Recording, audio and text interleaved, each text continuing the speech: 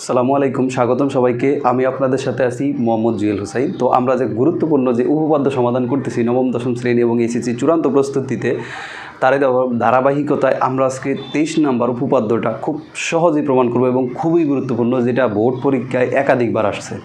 এটা কি, যে বৃত্তের অন্তর্লিখিত চতুর্ভুজের যে কোনো দুটি বিপরীত কোণ সমষ্টি দুই সমকোণ। অর্থাৎ একটা বৃত্তের ভিতরে যদি আমরা একটা যে কোনো চতুর্ভুজ আঁকি আর এই চতুর্ভুজটার 4টা কোণ হয়, বিপরীত 2টা কোণ যোগ করলে যে কোনো 2টা হয়, এই 2টা অথবা এই 2টা, যে কোনো 2টা যোগ করলে 180 ডিগ্রি হবে। এবং এটা আমরা এখন প্রমাণ করব। কীভাবে প্রমাণ করব? এখানে ও কেন্দ্র বিশিষ্ট একটা বৃত্তে ABCD অন্তর্লিখিত চতুর্ভুজ, ABCD এটা চতুর্ভুজ। তাইলে প্রমাণ করতে হবে যে AOB ABC হবে। এখানে কি হবে? ABC যোগ হইল AC ADC ABC, অর্থাৎ এই যে এই বি কোণটা যোগ ADC মাঝখানে বিন্দু D, তার মানে এই ডি কোণটা, এই দুইটাকে যোগ করব। এই দুইটা যোগ করলে 180 ডিগ্রি হবে। অর্থাৎ দুই সমকোণ আর 180 ডিগ্রি কিন্তু একই, এটা মাথায় রাখতে হবে। অথবা BAD এই যে এইটা, আর একটা হইল BCD এই যে এটা, এই দুইটা। অথবা এই দুইটা প্রমাণ করলে কত হবে? দুই সমকোণ হবে। এখন আমরা যে কোনো দুইটা প্রমাণ করতে পারি, কারণ বোর্ড পরীক্ষায় যে কোনো দুইটা হয় এদিকে না হয় এদিকে দেওয়া আছে। তো সেই ক্ষেত্রে আমরা কি করব? যদি সাপোজ আমাদেরকে এইটা প্রমাণ করতে বলে, আমরা এখন এটা প্রমাণ করব, তাহলে আমাদের এইটা হলো কোন দুইটা? এই দুইটা কোণ। যদি আমাদের এই দুইটা কোণ হয়, তাহলে আমাদের একটু অঙ্কন আছে। এখানে আমরা কি করব? অঙ্কন করব। এই দুইটা কোণ থাকলে এই দুইটা সাইড ফাঁকা রাখবো আমরা, AO আর হলো OC যোগ করব। AO এবং কি OC যোগ করি, AO আর হলো OC যোগ করি। এখন আমরা এটা যোগ করে দেব।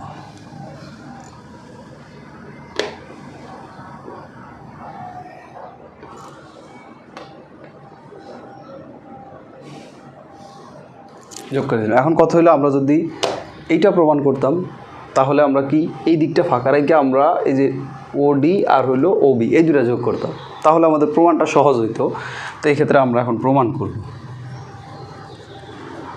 প্রমাণের আমরা যদি 1 নম্বর ধাপ দেই, আমরা প্রথমে AC, এটা একটা চাপ, আমার যদি বিগত ক্লাসগুলো আপনারা দেখে থাকেন, তাহলে আপনাদের চাপের জিনিসটা ক্লিয়ার হবে। আমি বেসিক ক্লাসে কয়েকবার আলোচনা করছি। চাপ হইল বৃত্তের যে কোনো দুই বিন্দুর পরিধির দূরত্ব।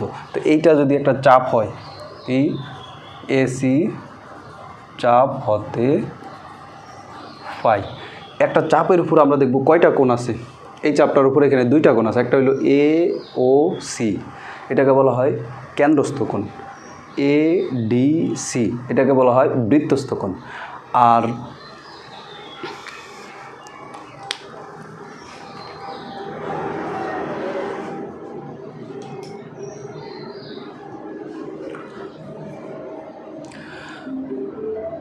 ADC এটাকে বলা হয় বৃত্তস্থ কোণ।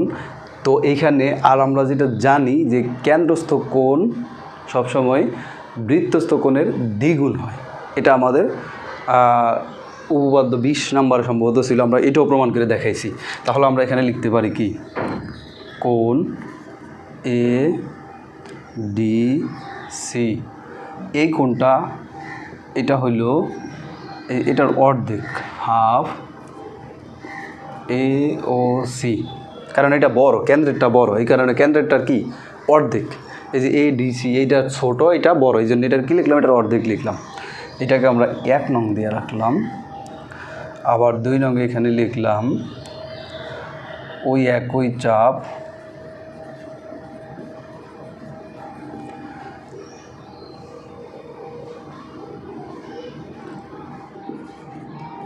AC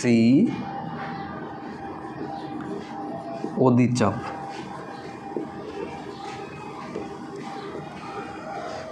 এই যে এই চাপটা যদি অধিচাপ হয়, সেক্ষেত্রে আমরা যেটা দেখতে পাই, আমাদের যদি আমরা এই পাশটা কোণ নেই, তাহলে আমাদের কেন্দ্রে এইখানে একটা কোণ উৎপন্ন হয়। এটা আমাদেরকে মাথায় রাখতে হবে। যদি আমরা অধিচাপ নেই তাহলে আমাদের এই যে এই চাপটুকু এখানে কি আছে, কেন্দ্রে এই কোণটা উৎপন্ন হয়েছে, আর এটা হলে 180 ডিগ্রির অপেক্ষা বড়, আর 180 ডিগ্রি অপেক্ষা বড় হলে এটাকে বলা হয় প্রবৃদ্ধ কোণ।